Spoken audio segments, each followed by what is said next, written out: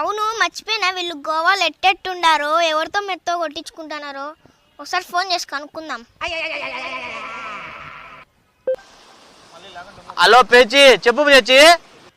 ఏం రా ఎట్టెట్టుండారు ఎవరితో మెత్తో కొట్టించుకుంటున్నారు?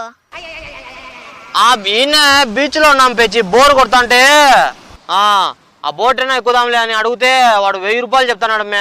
రే అదేమన్నా కడపలో అంటే శిల్పారామం అనుకున్నావురా? 20 రూపాయలు ఇస్తే చుట్టూ తిప్పడానికి. గోవారా ఆడ రేట్లు అట్టే ఉంటాయి. రే అట్లా లెక్కుందని చెప్పి ఎక్కి వచ్చావు, ఆ బోటు కనుక మునిగిందనుకో పోతావు నా కొడుకు పైకి.